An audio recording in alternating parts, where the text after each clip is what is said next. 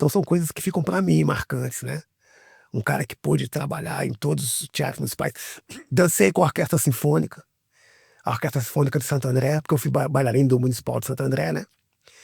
E nós fizemos um espetáculo 4 do Vivaldi, as 4 estações, e com a Orquestra Sinfônica, cara. Então, assim, bailarino pude dançar com a Orquestra Sinfônica, cara. Então, fantástico isso também. Você teve uma carreira, então, realizada aí de todos os tive, né? Tive. Assim, veja bem, eu quero que as pessoas entendam que tudo é oportunidade, momento. E você está preparado para o momento de fazer, entendeu? Então, assim, eu, tecnicamente, não fui um cara excepcional no balé clássico. Cheguei a fazer até alguns príncipes aí, mas não era. Mas eu era muito artista, porque eu cantava, dançava, representava, e tudo isso foi me ajudando. Né? Eu adorava contar piada, eu conto piada, stand-up, faço as coisas todas, né? Sempre fui. Então, assim, eu sempre gostei disso. Então, isso me ajudou muito na minha carreira artística, sabe? Essas coisas foram enriquecendo.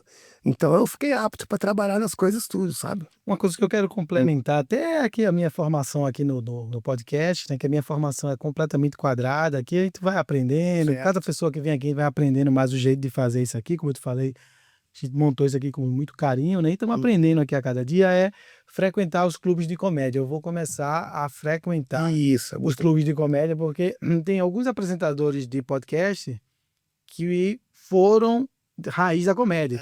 Vilela, Interessante.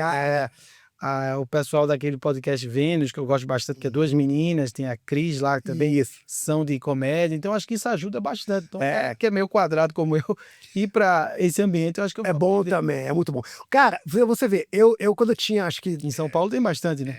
Na Augusta, eu Comedy Club lá. Cara, você sabe o que acontece? Existe uma coisa que chama pensamento coletivo, né? Então, as coisas que eu vejo hoje nos humores da Almédia, eu fazia isso quando era criança, de uma maneira, né? Gravar brincando, que era o Rádio Polícia, que estava fazendo comercial, a gente inventava os comerciais, fazia as coisas.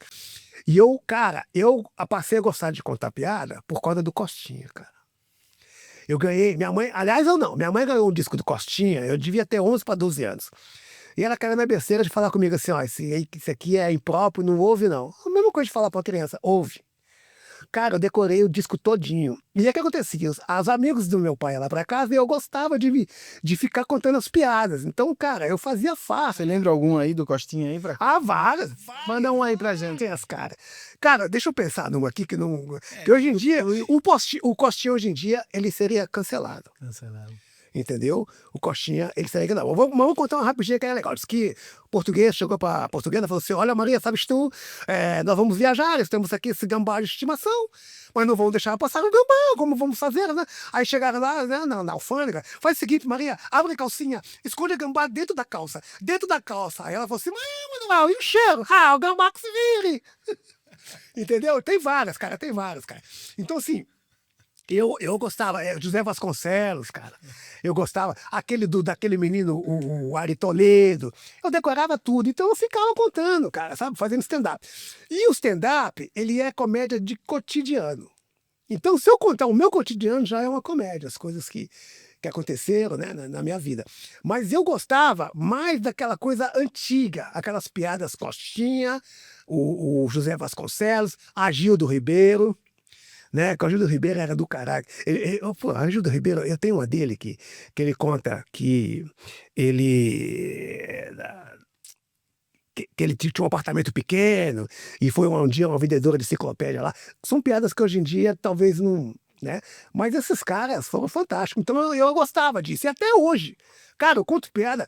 E uma coisa, qualquer assunto que você me der, eu te conto a piada. Então, assim, os caras estão conversando um assunto, eu falo, então, os caras estão conversando, não, tá, então...